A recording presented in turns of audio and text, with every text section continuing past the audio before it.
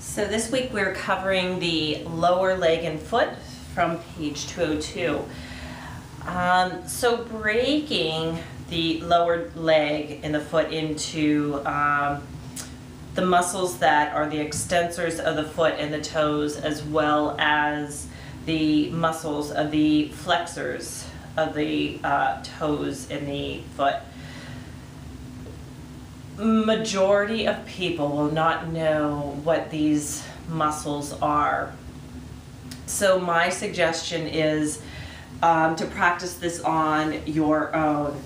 Basically knowing, kind of maybe watching your leg and watching maybe the muscles of your foot when the foot is everting and it's inverting. Going back and forth, and just noticing, and also noticing how it feels. So another option is obviously extending the leg out. Inversion is pushing the foot, the outside of the foot, away from the head. Eversion is drawing the outside of the foot towards the head. You could think of it that way. So again, inversion, that's where the hips or the feet are higher than the head,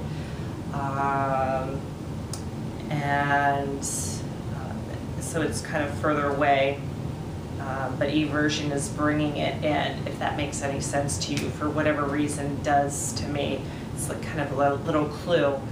The other thing is, most people know the extension and the flexion of the foot, so just kind of paying attention to those muscles that extend the foot and the toes.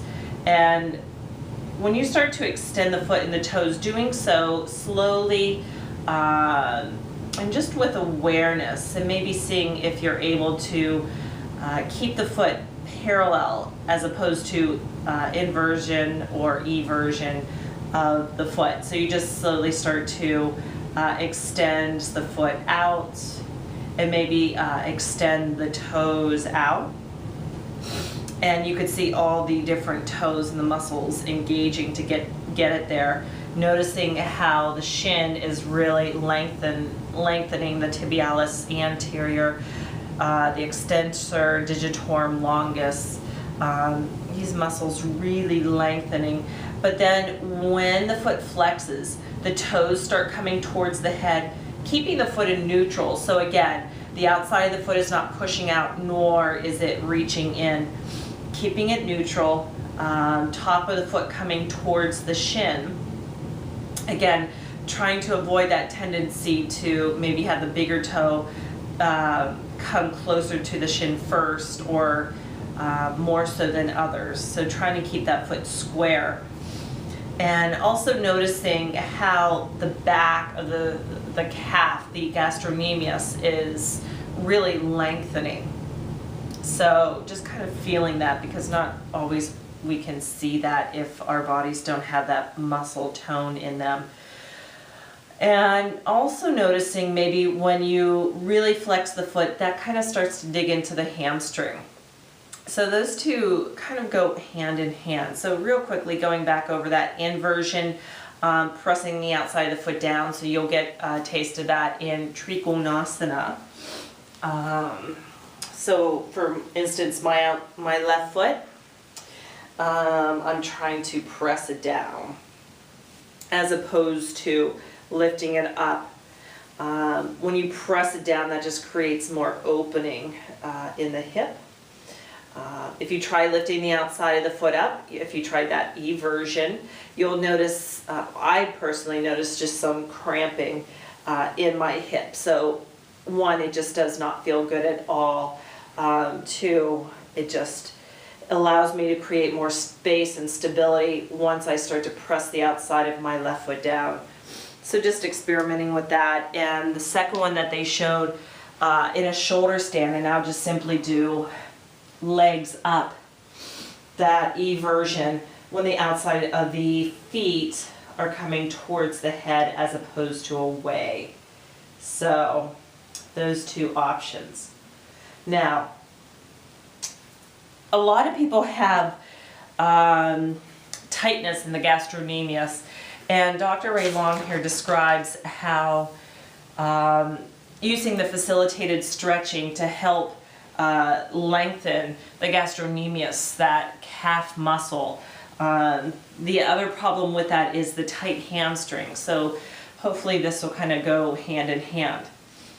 So yoga is really about just meeting you where you are. So if you are unable to grab a hold, have that yoga grip on the big toes, just have a handy dandy strap nearby, making it accessible for everybody. Place the strap around the balls of the feet. And I just like to have people reach their chest to the toes. I personally already feel the tightness up near my knee and in my hamstrings. So you don't have to go far at all. But big thing is, don't collapse the spine. Actually try that.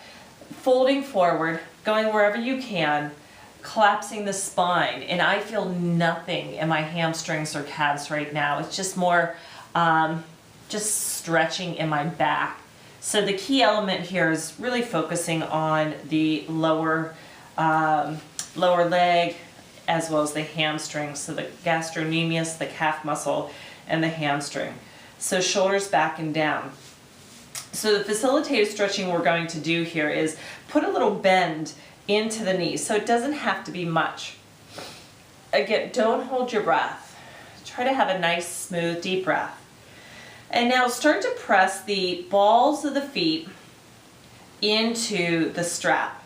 So this is where we're not going all out. We're only applying a pressure of like 20%, so it's almost like you're applying the balls of the feet like you're pressing the gas pedal down. Again, don't hold the breath.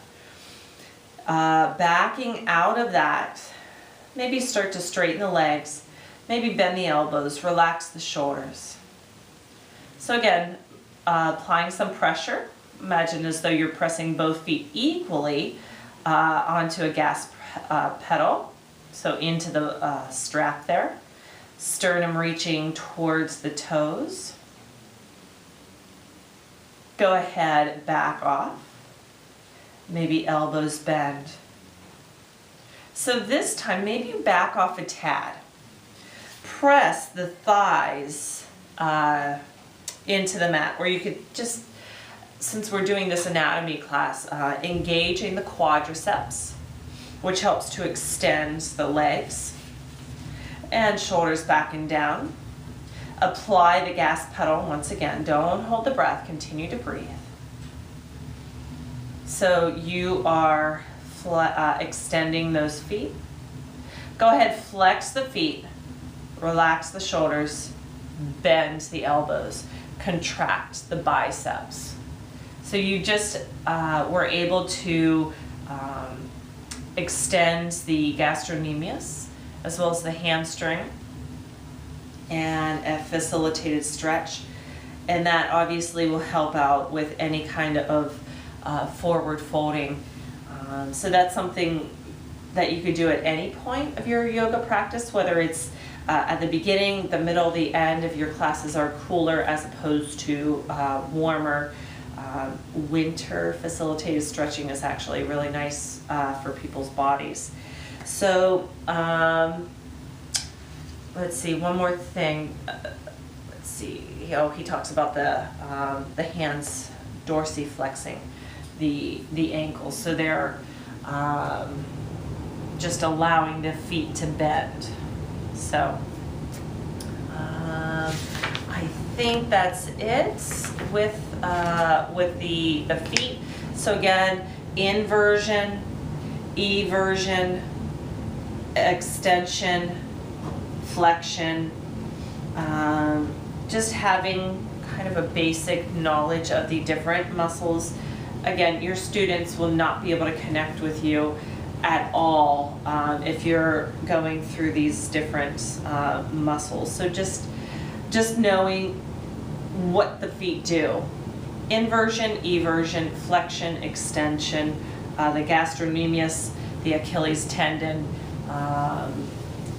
those really I found to be the most beneficial ones to have knowledge of, so that you can help aid in sharing yoga with your students. So I hope this helps. I hope you have a wonderful week.